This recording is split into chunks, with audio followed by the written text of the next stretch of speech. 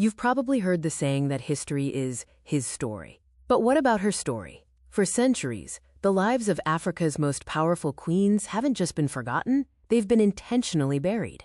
Open up a textbook, and you'll find plenty of kings and conquerors.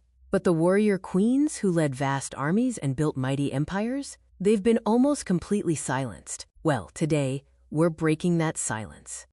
We're about to journey back in time across the incredible landscapes of ancient Africa to find the stories of the matriarchs, diplomats, and warriors who literally shaped nations. And these aren't bedtime stories or fairy tales. These are the real accounts of queens who ruled with sharp minds and iron wills, who stared down the world's biggest empires, and who left behind legacies that demand to be remembered. So get ready to meet the queens they definitely didn't teach you about in school.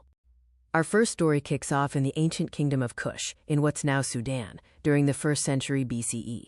The Roman Empire, led by the one and only Caesar Augustus, was on a roll, swallowing kingdoms whole. With Egypt already under its thumb, Rome turned its eyes south, toward the riches of Nubia.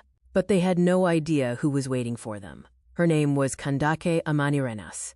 The title Kandake meant a ruling queen, and Amanirenas held absolute power. When she heard a Roman invasion was coming, she didn't just sit back and wait. In a brilliant and audacious move, she decided to take the fight to them. Leading a formidable Kushite army, Queen Amanirenas launched a surprise attack on Roman-controlled Egypt around 25 BCE. Her forces sacked 3 major Roman cities and, in a legendary act of defiance, tore down statues of Emperor Augustus himself. Of course, Rome's response was swift and brutal. They retaliated, pushing deep into Kush and destroying its old capital. It was in one of these vicious battles that Amanirenas was struck in the face, losing an eye. But an injury that would have stopped most people in their tracks only seemed to fuel her fire.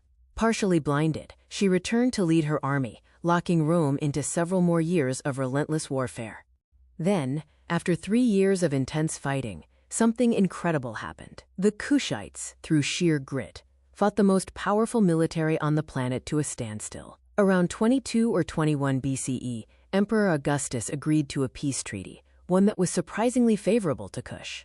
The Romans pulled their forces back, returned Kushite land, and, most importantly, canceled all demands for tribute. Kandake Amanirenas hadn't just saved her kingdom. She had forced a superpower to acknowledge its sovereignty. Her stunning victory secured Kush's independence for nearly another 400 years. A powerful legacy for the one-eyed queen who made an emperor back down. Next up is a name that still rings through the history of West Africa, Amina, the warrior queen of Zazzau. Ruling in the 16th century in what is now Nigeria, Amina was the first woman to ever hold the title of Sarauniya, or queen, in a deeply patriarchal Hausa society. Her 34-year reign was defined by near-constant military expansion and incredible economic growth.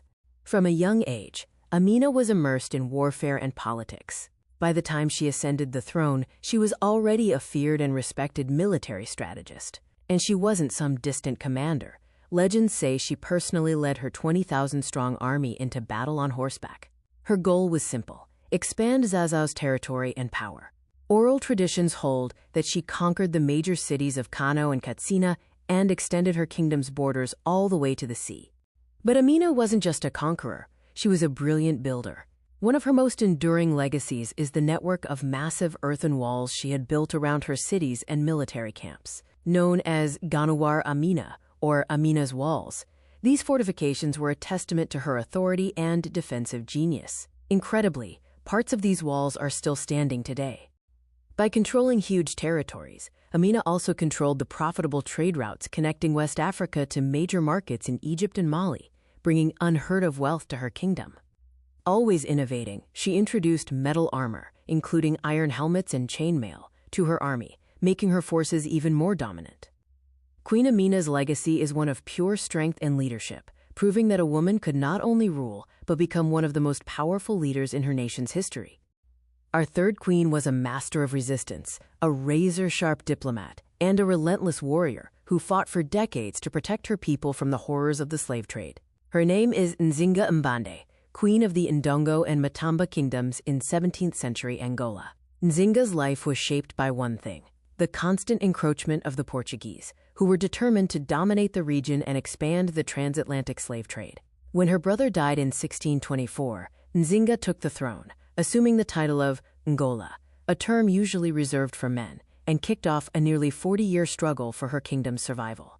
She was, first and foremost, a masterful diplomat. In a now famous meeting with the Portuguese governor in 1622, she negotiated for the freedom of her people.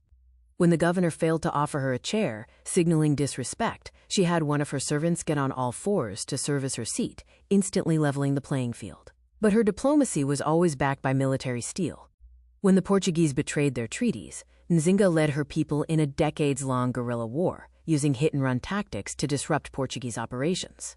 She was also a brilliant strategist who understood the power of alliances. Nzinga formed a powerful coalition with the Dutch, who were rivals of the Portuguese, and together they managed to reclaim large parts of her kingdom. She even conquered the neighboring kingdom of Matamba, merging it with Ndongo to create a stronger, unified front. Her capital became a safe haven for runaway slaves, which simultaneously weakened her enemies and strengthened her own ranks. Even her conversion to Christianity was a calculated, strategic move to gain leverage in negotiations. Nzinga was still leading troops in battle well into her 60s and ruled until she died at 81. While the Portuguese would eventually colonize the region, Nzinga's unyielding resistance cemented her as a timeless symbol of defiance. Her legacy went on to inspire anti-colonial movements centuries later, including the fight for Angolan independence in the 20th century. Not all battles are won with thousands of soldiers. Our fourth story is a powerful Yoruba legend of incredible courage, intelligence, and the ultimate sacrifice. It's the story of Moremi Ajasoro, a 12th century queen from the kingdom of Ile-Ife in modern-day Nigeria. As the legend goes, the kingdom of Ife was being terrorized by a mysterious group of invaders known as the Ugbo, or forest people. These raiders appeared as terrifying spirits, covered head to toe in rustling raffia palm fronds. The people of Ife were convinced they were supernatural beings, and their army was paralyzed with fear, unable to fight back. Determined to save her people, Queen Moremi came up with a plan that was as brave as it was risky. After seeking guidance from the river spirit Esimiran, she allowed herself to be captured during the next Ugbo raid. Thanks to her stunning beauty and sharp mind, she quickly caught the attention of the Ugbo king, who made her his wife. As his queen, she infiltrated their society and discovered their biggest secret. The fearsome spirits were just men in costumes made of flammable raffia. Armed with this critical intelligence, she escaped, returned to Ile-Ife, and exposed the enemy's weakness. The next time the Ugbo attacked, the Ife army was waiting with lit torches and won a decisive victory. But Moremi's triumph came at a devastating price. To fulfill the vow she had made to the river spirit, she was forced to sacrifice her only son, Oluwarogbo. Though heartbroken, she paid the price to save her kingdom. In her honor, the people of Ife declared that they would forever be her children, a promise kept for generations through traditions like the Idi festival. The stories of these queens are just the tip of the iceberg when it comes to Africa's hidden history. From the legendary Queen of Sheba, known in Ethiopia as Makeda, whose visit to King Solomon is a tale of wisdom and power, to Yaa Asantewa, the Ghanaian queen mother who, at 60 years old, led a war against the British, these women didn't just witness history, they made it. Their legacies have been buried for far too long. If you agree that these are stories the world needs to hear, hit that like button and subscribe for more hidden histories. Amanirenas, Amina, Nzinga, and Moremi were more than just rulers. They were symbols of power in societies that often recognized female leadership. They were defenders of their people, builders of nations, and absolute thorns in the side of empires. Their stories don't just fill a gap in our history books, they force us to rethink the very narratives we've been taught. By remembering them, we're reclaiming a legacy of female power, intelligence, and courage that has been overlooked for too long. The silence has been broken. Now it's our job to make sure these stories are never forgotten again. What other powerful queens should the world know about? Let us know in the comments below.